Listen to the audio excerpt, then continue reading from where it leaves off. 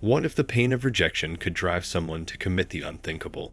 This chilling story will have you questioning what darkness lies within the human mind. Alicia Bramfield's tragic fate at the hands of her obsessed boss will keep you on the edge of your seat. Don't miss out on this haunting tale. You need to hear it. You won't believe what happens next. You'll never look at rejection the same way again. The unseen scars of rejection. Rejection, an experience that each of us must face at some point in our lives. It is a fleeting moment that passes with little thought. It becomes a haunting memory that they carry with them for years, sometimes forever. But what happens when rejection pushes a person beyond the brink of reason? What are the depths a rejected soul might fall to? We delve into the chilling story of Alicia Bramfield, a young woman whose life was cut short by the distorted obsession of someone she trusted. Her story is a stark reminder of the darker side of rejection, how it can warp a person's mind and lead to unimaginable consequences. A dark desire hidden beneath the surface. Alicia Bramfield was a bright, optimistic young woman with a promising future ahead of her. Born in Joliet, Illinois, Alicia was a daughter, a sister, and a friend. She was well known for her lightheartedness and ability to find joy in life's simple pleasures. But beneath her sunny disposition lay a dark and hidden narrative, one she had no idea she was part of, a narrative spun by Brian Cooper, her boss and mentor at the garden center where she worked. Brian Cooper was more than just Alicia's supervisor. He was someone who would manipulate his power to gain control over her life. In his twisted mind, what started as harmless admiration turned into a full-blown obsession. Alicia, kind-hearted and non-confrontational, had no idea how deep this obsession would grow. Despite her repeated rejections, Brian's feelings only intensified, leading him down a path that would ultimately lead to horror, a life of promise. By 2012, Alicia's life seemed to be on the brink of two major milestones. She was just months away from earning a degree in criminal justice and forensic psychology from Western Illinois University. But more importantly, she was expecting a child. Though her life had been challenging, especially with the unexpected pregnancy, Alicia's optimism remained.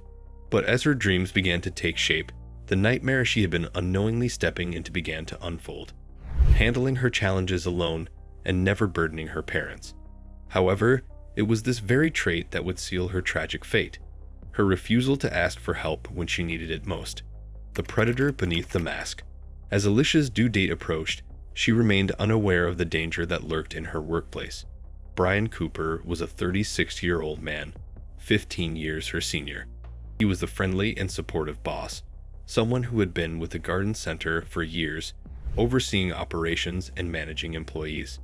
Brian had tried, time and time again, to force Alicia into a relationship.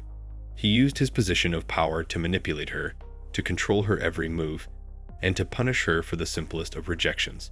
He would call her, text her, and even stalk her outside of work, always under the guise of friendship. Alicia, being the kind and non-confrontational person she was, tried to avoid confrontation.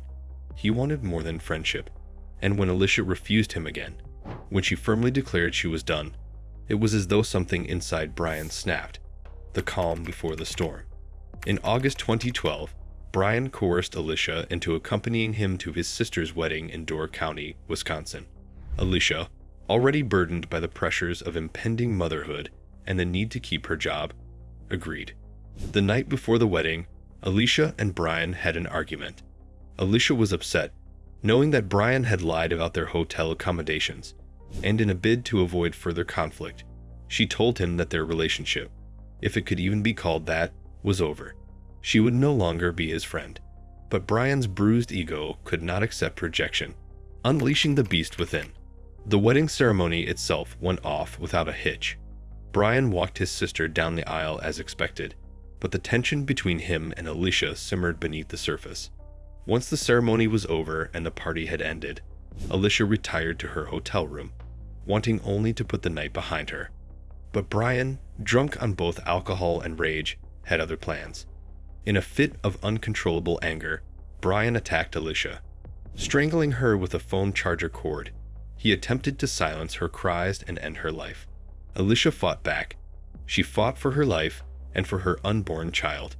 But her strength was no match for his fury, and in the end, Alicia's light was extinguished.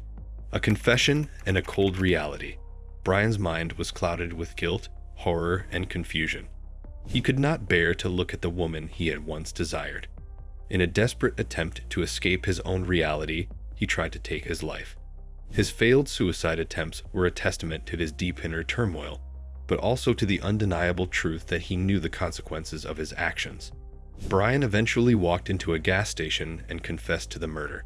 He told the attendant that he had killed Alicia in cold blood, and when the police arrived, his confession was recorded. He even admitted to violating her lifeless body, a revelation that shocked even the most seasoned investigators. But it was too late for apologies. Alicia was gone, and her family would never be the same. The trial. In the aftermath of the crime, Brian Cooper was arrested and charged with intentional homicide. But the road to justice was not an easy one. The trial saw Brian's defense team attempt to argue that his actions were the result of intoxication, claiming that he was too drunk to understand the magnitude of his crime. But this argument fell apart under scrutiny, and after a second trial, Brian was found guilty of 2 counts of first-degree murder, 1 for Alicia and 1 for her unborn daughter.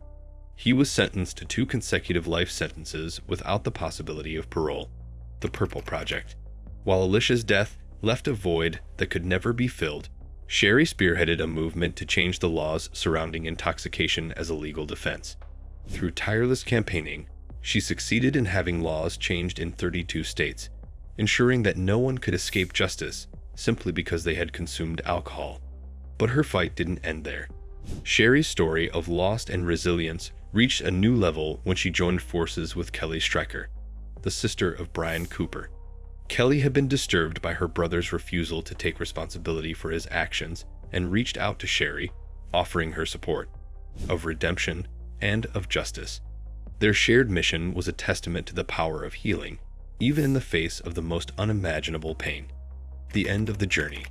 Alicia Bramfield's life was tragically cut short, but her legacy lives on in the fight for justice and in the laws that protect future generations from the kind of horror she endured. But it is the strength and resilience of those left behind that truly define Alicia's story. And in doing so, they've sparked a conversation that will resonate for years to come. Alicia Bramfield was more than just a victim.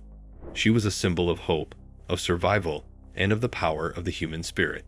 The heart-wrenching tragedy of Alicia's life and death will stay with you long after you finish watching.